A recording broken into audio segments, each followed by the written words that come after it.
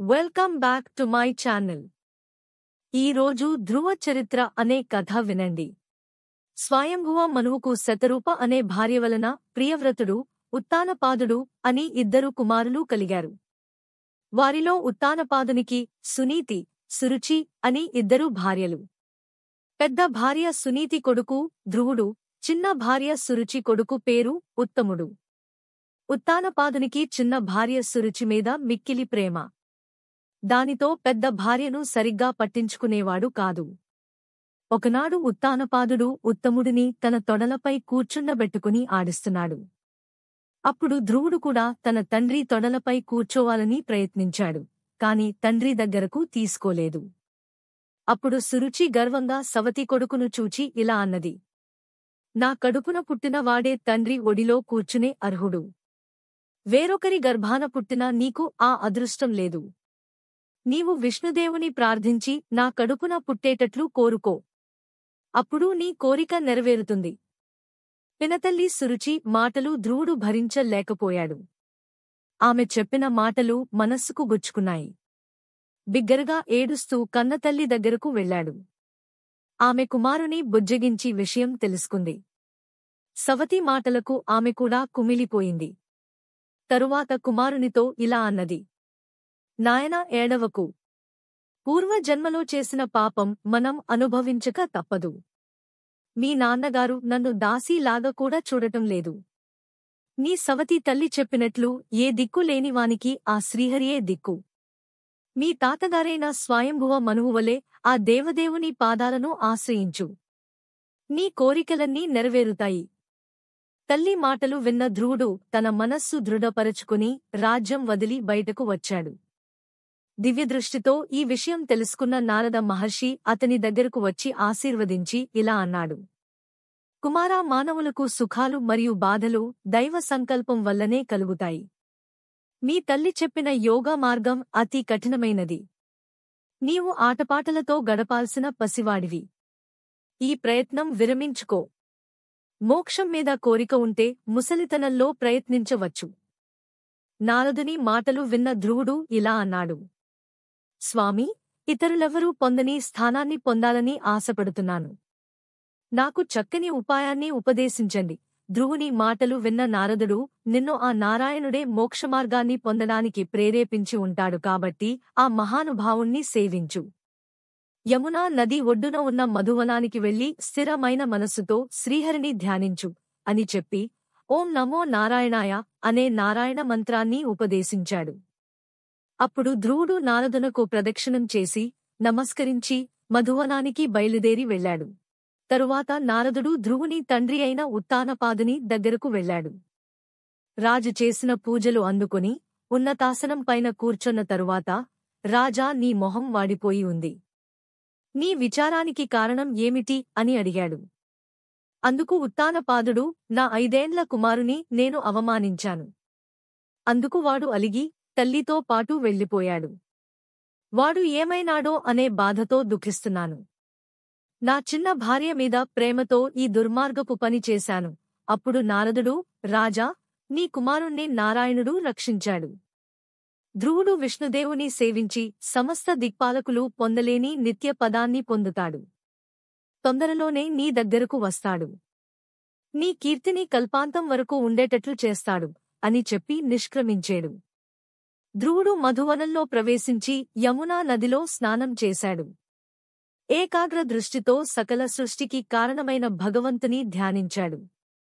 నియమంతో ఒంటి కాలిపై నిలబడి తన శ్వాసను కూడా బంధించి నారాయణుడితో అనుసంధానం చేశాడు. ఈ విధంగా శ్వాసను నిరోధించడం వల్ల శ్రీహరి కంపించాడు. ఆయన కంపించగానే లోకాలన్నీ ప్రకంపించాయి. ఈ విపత్తును గ్రహించిన దిక్పాలకులు ఆపదను తొలగించమని లోక రక్షకుడైన విష్ణుమూర్తిని ప్రార్థించారు. దేవతల ప్రార్థన విన్న నారాయణుడు వారిని ఓదార్చాడు. ధ్రువుడు అనే బాలుడు నా యందు మనస్సును లగ్నం చేసి తపస్సు చేస్తున్నాడు. దానివలన మీకు ఈ విపత్తు కలిగింది. మీరు భయపడకండి, నేను ఆ బాలుని విరమింపచేస్తాను అని చెప్పాడు. ఆ తరువాత శ్రీహరి తన గరుడవాహన మెక్కి మధువనానికి వెళ్లాడు. ధ్రువుడు తన ముందు సాక్షాత్కరించిన కరుణామూర్తిని చూడగానే అతని మనస్సులోని రూపం మాయమయ్యింది. స్వామిని చూసి పులకించాడు. సాష్టాంగ నమస్కారం చేశాడు. భగవంతుని ఎలా స్తుతించాలో తెలియక తడబడుతూ నిలబడ్డాడు. ధ్రువుడి ఆలోచన గ్రహించిన పద్మనాభుడు తన చేతి శంఖంతో ఆ బాలుని చెక్కిలి తాకాడు. భగవంతుడు ప్రసాదించిన మహిమ వలన సుజ్ఞాని అయిన ధ్రువుడు పలు విధాల నారాయణుడిని స్తుతించాడు. అప్పుడు భగవంతుడు మనస్సులో సంతోషించి ఇలా అన్నాడు: రాకుమారా, నీ వ్రత దీక్షకు మెచ్చాను. నీ అభిప్రాయాన్ని గ్రహించాను. నీ కోరిక తప్పక తీరుస్తాను. గ్రహాలు, నక్షత్రాలు, తారా గణాలు, సప్తర్షి మండలము, జ్యోతిశ్చక్రము దేనిని ప్రదక్షిణ చేస్తుంటారో అటువంటి ధ్రువక్షితి అనే మహోన్నతమైన స్థానాన్ని 66,000 సంవత్సరాల తరువాత నీవు పొందుతావు. ఇదివరకు ఎవ్వరూ దానిని పొందలేదు. 3 లోకాలు నశించేటప్పుడు కూడా అది నశింపక ప్రకాశిస్తూ ఉంటుంది. అంతవరకు నీ తండ్రి రాజ్యాన్ని ధర్మ మార్గాన పరిపాలిస్తావు. ఇలా ధ్రువుడి కోర్కెలను తీర్చి అతడు చూస్తుండగానే నారాయణుడు అంతర్ధానమయ్యాడు. పెక్కు జన్మలెత్తినా కూడా పొందలేని స్థానాన్ని పొంది కూడా తన కోర్కె సిద్ధించలేదని ధ్రువుడు భావించాడు. పినతల్లి ఆడిన దుర్భాషలు మాటిమాటికి స్మరిస్తున్న కారణంచేత హరి ప్రత్యక్షమైన ముక్తిని కోరలేకపోయినందుకు మనస్సులో పరితపించాడు. పేదవాడు మహారాజును సమీపించి ఊకతో కూడిన నూకలు కోరినట్లుగా పరమాత్మ ప్రత్యక్షమైన నేను సంసారాన్ని కోరుకున్నాను అని ధ్రువుడు విచారించాడు. హరి అనుగ్రహం అందుకుని కుమారుడు తిరిగి వస్తున్నాడని చారుల వల్ల తెలుసుకున్న ఉత్తానపాదుడు బంధుమిత్రులతో, మంత్రులతో, 2 భార్యలతో బంగారు పల్లకీలు ఎక్కి వెళ్లి ధ్రువుని కలుసుకున్నాడు. భగవంతుని కరుణా కటాక్షాలు పొందిన తన కుమారుడిని ప్రేమతో కౌగలించుకుని మైమరచిపోయాడు. వినయంతో ధ్రువుడు తల్లులిద్దరికీ భక్తితో నమస్కరించాడు. పినతల్లి సురుచి కూడా ఆనందంతో చిరంజీవ అని ఆశీర్వదించింది. భగవంతుని దయకు పాత్రుడైన వానిని అందరూ అనుకూల భావంతో చూస్తారు. వారికి శత్రువులెవరూ ఉండరు. ధ్రువుడు తమ్ముడు ఉత్తముని ప్రేమతో కౌగలించుకున్నాడు.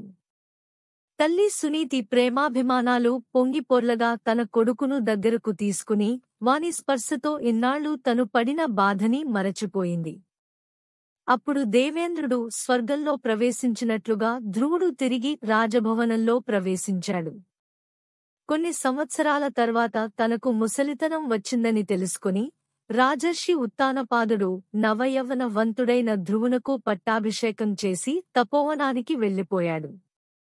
ధ్రువుడు సింసుమార ప్రజాపతి కుమార్తె భ్రమిని వివాహమాడి ఆమె వల్ల కల్పుడు, వత్సరుడు అనే 2 కుమారులను, వాయుపుత్రిక ఇలను వివాహమాడి ఆమె ద్వారా ఉత్కలుడు అనే కుమారుని, ఒక కుమార్తెను పొందెను. ధ్రువుని తమ్ముడైన ఉత్తముడు పెండ్లి కాక ముందే హిమాలయ ప్రాంతంలోనున్న ఒక అడవికి వేటకు వెళ్లి అక్కడ ఓ యక్షుని చేతిలో మరణించాడు. ఉత్తముని తల్లియైన సురుచి పుత్రుడు చనిపోయిన బాధతో అడవికి వెళ్లి అక్కడ మంటలలో చిక్కి మరణించింది. మహావీరుడైన ధ్రువుడు తమ్ముని మరణవార్త విని బాధతోనూ కోపంతోనూ యక్షుల నగరమైన అలకాపురి చేరి ఆకాశం మారుమ్రోగేటట్లుగా శంఖం పూరించాడు. తనను ఎదిరించిన 13,000 యక్ష వీరులను గాయపరిచాడు. యక్షులంతా ధ్రువుని చుట్టుముట్టి బాణాలతో ముంచేశారు. ధ్రువుడు తన భుజ పరాక్రమంతో శత్రువీరుల శస్త్రాలను చెల్లాచెదురు చేశాడు. శత్రుసేనలను క్షణంలో మట్టుపెట్టాడు. మిగిలినవారు భయపడి పారిపోయారు. అప్పుడు రాక్షసుల మాయలు ధ్రువుణ్ణి కప్పివేశాయి. మహామునులు చేసిన హెచ్చరికతో రాక్షసమాయను గ్రహించిన ధ్రువుడు శ్రీహరిని స్మరించి నారాయణాస్త్రాన్ని ప్రయోగించాడు. ఈ విధంగా ధ్రువుడు వధిస్తున్న నిరపరాధులైన యక్షులను చూసి ధ్రువుడి తాతగారైన స్వయంభువ మనువు ఋషులతో కూడి వచ్చి ధ్రువునితో ఇలా అన్నాడు: బిడ్డా, ఆగ్రహాన్ని చాలించు. తమ్ముని చావునకు పరితపించి నిరపరాధులైన యక్షులను సంహరించడం సరికాదు.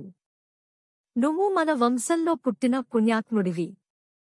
వెంటనే నీ యుద్ధం విరమించు. శివుని సోదరుడైన కుబేరుని పట్ల అపరాధం చేశావు.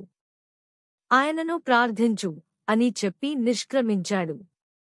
ధ్రువుని ప్రార్థనకు సంతోషించిన కుబేరుడు ప్రత్యక్షమై, కుమారా, నీ తాతగారి ఉపదేశాన్ని మన్నించి నీవు విరోధాన్ని విడిచిపెట్టావు. అందువలన నాకు ఎంతో సంతోషం కలిగింది. జీవుల పుట్టుకకు, నాశనానికి కాలమే కారణం. భగవంతుడే అన్ని కర్మలకు సాక్షిభూతుడు. నీ తమ్ముణ్ణి చంపింది యక్షులు కారు. యక్షులను చంపింది నువ్వు కావు అని చెప్పి ఎన్నో వరాలు ఇచ్చి అంతర్ధానమయ్యాడు. ధ్రువుడు రాజధానికి మరలివచ్చి ధర్మనిరతుడై యజ్ఞయాగాదులు నిర్వర్తించి పురుషోత్తముడిని పూజిస్తూ 66,000 సంవత్సరాలు రాజ్యపాలన చేశాడు. తరువాత రాజ్యాన్ని కుమారునికి అప్పగించి బదరికావనానికి వెళ్లి కాలం గడుపుతూ ఉన్నాడు. కొన్నేళ్లకు ధ్రువుడి వద్దకు ఒక దివ్య విమానం వచ్చింది. అందులోనుండి దిగిన విష్ణు కింకరులు, ఓ రాజా, నువ్వు తపస్సు చేసి మెప్పించిన విష్ణుమూర్తి మమ్మల్ని నీ వద్దకు పంపించాడు. ఎవరికీ దొరకని విష్ణు పదాన్ని నీకు ప్రసాదించాడు. దయచేసి ఈ విమానాన్ని ఎక్కండి అన్నారు.